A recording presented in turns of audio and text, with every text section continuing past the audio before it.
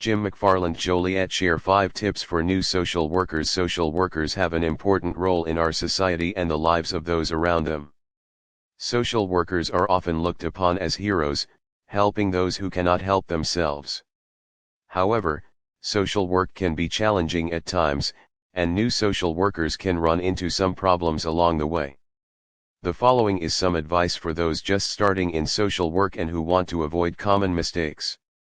Use your empathy to your client's benefit. Jim McFarland demonstrates how to use your empathy as an attorney.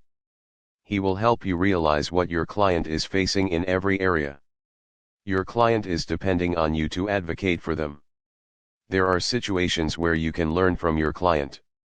You will do a better job if you listen and try to understand the emotions the client is going through and putting the attorney in charge.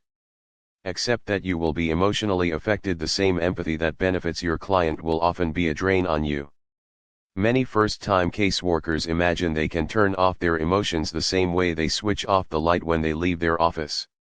In reality, it's not possible to leave every part of the job at work. Certain cases will have you feeling stressed, worn out, desperate, and even useless.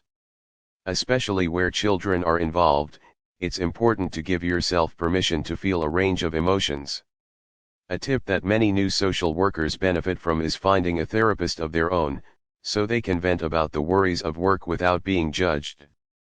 Remember that cooperation is key. With such a wide range of personalities in your clients, it won't be long before you meet one you don't like.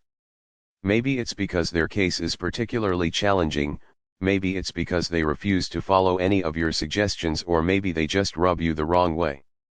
Regardless of the reason for your dislike, one of the most helpful tips for new social workers is to cooperate. Even if you don't personally agree with your client, remain supportive and share kind words. The University of Southern California School of Social Work suggests using cooperation and compromise in order to reach a mutually satisfying solution. Let your silence speak. After years of learning the right things to say, it's easy to forget this tip for newbie social workers. Guidance is definitely important, but so is giving your client time to reflect. Don't feel like you have to fill up the silence with endless plans and instructions.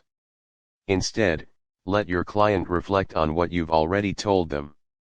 The answer may be stealthily hiding underneath all the noise cluttering up the client's life, just waiting to show itself in a quiet moment.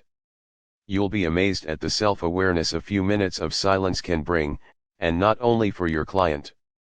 Be accepting of co-workers. Having bonded with your peers during college, you may be expecting to fall right in with your new co-workers. After all, people involved in this career tend to have a lot of things in common. The work Jim McFarland Joliet does in his community is admirable, no matter how you feel about him. Some people don't like him for his outspoken nature, for his loud personality, or for what they perceive as a general crassness in how he talks about things.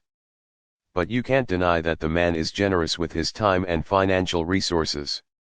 He helped people out of the tornado, he gives seemingly millions to charity each year, and he has done countless other good deeds in the name of philanthropy. That's admirable, no matter your feelings for him.